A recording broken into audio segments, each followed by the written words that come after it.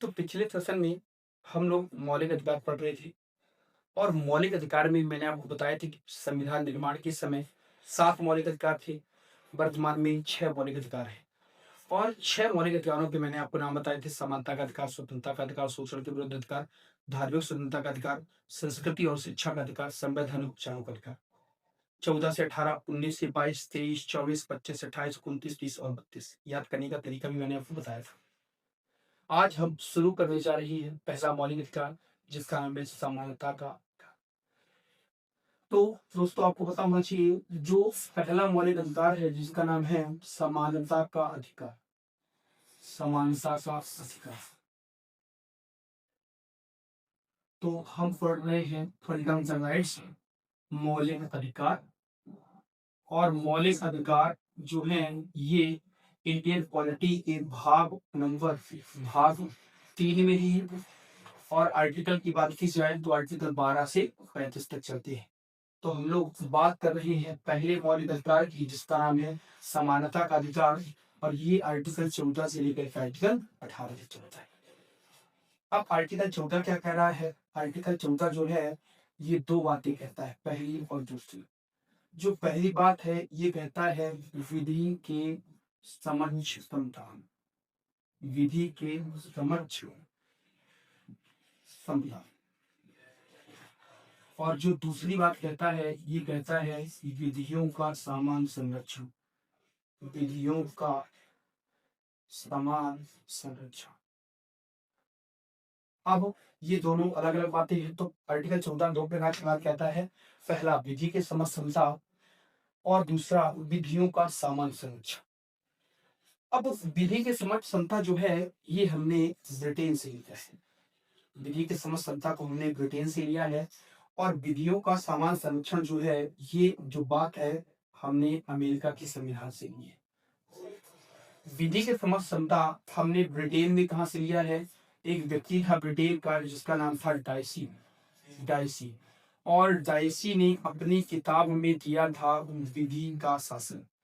तो डाइसी की किताब विधि के शासन से हमने विधि के समझ समता को उतारा। और विधियों का समान संरक्षण हमें अमेरिका के संविधान से लिया है। देखें, विधि के समझ समता का क्या अर्थ है? विधि के समझ समता का अर्थ है कि कानून के सामने सभी लोग बराबर हैं। चाहे वो अमीर हो, चाहे वो गरीब हो, चाहे वो छोटा हो, चाहे वो बड़ा हो, कानून के सामने सभी लोग बराबर हैं। ये है विधि के समझ समता। और कानून सभी लोगों पर समान रूप से लागू होगा। और ये है विधियों का समान संरक्षण। कानून के सामने सब लोग बराबर हैं और विधियों का समान संरक्षण का मतलब है कानून सभी व्यक्तियों पर समान रूप से लागू होगा या सबको कानून समान प्रकार का संरक्षण देगा। यदि पुलिस सहायता किसी गरीब को मिल रही है तो पुलिस सहायता किसी अमीर को मिल रही है तो किसी गरीब को भी मिलेगी। तो यह है विधियों का समान संरक्षण। तो आप दोनों बातों को याद रखें कि आर्टिकल 14 2 प्रकार की बातें कहता है। अब आता है आर्टिकल 15। अब आर्टिकल 15 में 2-3 बातें हैं। आर्टिकल 15 की एक की बात देखो तो कहता है धर्म, नस्ल, जाति, लिंग। धर्म, नस्ल, जाति, लिंग एवं जन्म स्थान के आधार पर एवं जन्म स्थान के आधार पर स्थान के आधार पर किसी भी व्यक्ति से कोई भेदभाव नहीं किया जाएगा। के आधार पर किसी भी व्यक्ति से कोई भेदभाव नहीं किया जाए। मतलब धर्म, नस्ल। देखें, पहला प्रश्न तो ये है कि ये आर्टिकल 15 डेट की बात है। ये आर्टिकल 15 15 2 15 3 15 4 ऐसे हैं। तो 15 एक क्या कहता है? 15 एक कहता है धर्म, नस्ल, जाति, लिंग और जन्म स्थान के आधार पर किसी व्यक्ति से कोई भेदभाव नहीं किया जाएगा। तो पहला प्रश्न तो ये है कि आर्टिकल 15 कितने प्रकार के भेदभाव पर निषेध की बात करता है? तो वह 5 प्रकार: धर्म, नस्ल, जाति, लिंग और जन्म स्थान। इसका दूसरा प्रश्न है कि इन बातों को क्रम से जमाएं। तो पहले नंबर में धर्म है ऑप्शन देगा धर्म, लिंग, जाति, जन्म स्थान। तो ऑप्शन आप क्रम से जमाएं। पहला धर्म है, फिर नस्ल है, फिर जाति है, फिर लिंग है और फिर जन्म स्थान है। अब यहाँ पर धर्म का मतलब है आप किसी भी धर्म के रहो, हिंदू, मुस्लिम, सिख, ईसाई, किसी आधार पर आपसे संविधान भेदभाव नहीं करेगा। नस्ल, चाहे आप जिस नस्ल के हो, पहाड़ी नस्ल की कहीं के भी रहो, आपसे नस्ल के आधार पर भेदभाव नहीं होगा। जाति, जिस भी कास्ट के आप लोग रहो, इससे भेदभाव नहीं है। और लिंग, चाहे आप पुरुष हो चाहे महिला हो, आपसे भेदभाव नहीं किया जाएगा।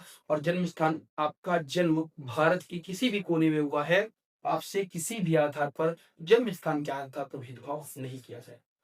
ये है आपका आर्टिकल 15। अब आर्टिकल 15, तो आर्टिकल 15(1) हमने देखा। अब 15(2), 15(3), 15(4) और 15(5) इनकी बातें एग्जाम में आती है, तो आपके सामने लिखी है।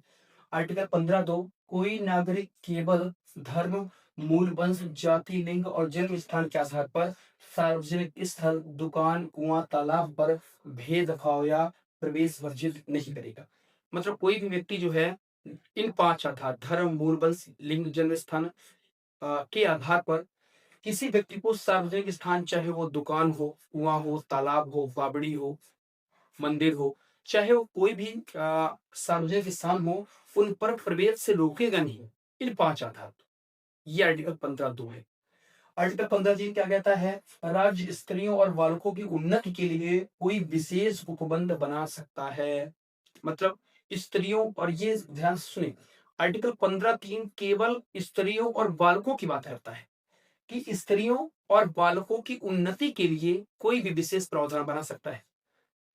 आपको ये बात बिल्कुल ध्यान रखनी है कि आर्टिकल 15(3) जो है आर्टिकल 15(1) और 15(2) के बिल्कुल उल्टा है। क्योंकि 15(1) सब आधार पर समानता की बात करता है, लेकिन आर्टिकल 15(3) जो है केवल महिलाओं और बालकों की बात करता है। तो ध्यान रखिए, आपसे पूछा जा सकता है कि कौन सा आर्टिकल 15(1) और 15(2) का अपवाद है, तो वो है आर्टिकल 15(3), क्योंकि ये राज्य जो है स्त्री और बालकों की बात कर रहा है। मैंने आपको बताया कि राज्य का मतलब संपूर्ण देश है, किसी भी सरकार से नहीं कि आप सोचे मध्य प्रदेश वाले पढ़ रहे हैं तो मध्य प्रदेश सरकार, यूपी वाले पढ़ रहे हैं जो यूपी सरकार। राज्य सबसे आर्टिकल 12 कहता है पूरे देश से है। 15(4) क्या कहता है? राज्य सामाजिक और शैक्षणिक दृष्टि से पिछड़े हुए नागरिकों की उन्नति के लिए या एसटी एसटी जनजातियों की उन्नति के लिए प्रावधान कर सकता है। तो जो ईडब्ल्यूएस का डिवीजन है वही है सामाजिक और शैक्षणिक दृष्टि से पिछड़े हुए। तो सामाजिक और शैक्षणिक दृष्टि से मतलब है कि आर्टिकल 15(4) कहता है राज्य सामाजिक और शैक्षणिक दृष्टि से जो पिछड़े हुए नागरिक हैं उनकी उन्नति के लिए एसटी एससी जनजातियों की उन्नति का प्रावधान कर सकता है।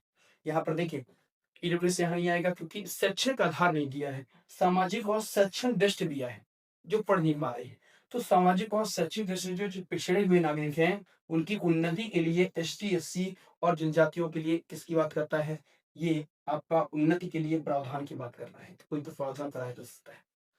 आर्टिकल 15(5) कहता है राज्य अल्पसंख्यक वर्गों के शिक्षण संस्थानों को छोड़कर कोई भी यदि अल्पसंख्यक वर्ग माइनॉरिटी ने कोई भी शिक्षण संस्थान खोला है, मैं आपको बताऊंगा आर्टिकल 29 और आर्टिकल 30 माइनॉरिटी यानी अल्पसंख्यकों के बारे में बताता है कि जिनकी भी जनसंख्या 50% से कम है वो अल्पसंख्यक माने जाते हैं।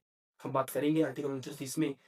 तो कहता है कि राज्य अल्पसंख्यक वर्गों के शिक्षण संस्थानों को छोड़कर, चाहे वो निजी शिक्षण संस्थान हो चाहे वो प्राइवेट शिक्षण संस्थान हो, इन सब में चाहे वो सरकार से सहायता प्राप्त हो और चाहे वो सरकार से सहायता प्राप्त ना हो, तो इन सब में एसटी एसटी और सामाजिक और शैक्षिक दृष्टि से पिछड़े हुए वर्गों को आरक्षण दे सकता है। ये है आर्टिकल 15(5). तो हमने देखे आर्टिकल 15(1), 15(2), 15(3), 15(4) और 15(5). बहुत ही इंपॉर्टेंट आर्टिकल है, आप चाहें तो इसका स्क्रीनशॉट ले सकते हैं। तो इसके बाद 15 के बाद आर्टिकल आता है, ठीक है, आपने स्क्रीनशॉट ले लिया होगा। 15 के बाद 16।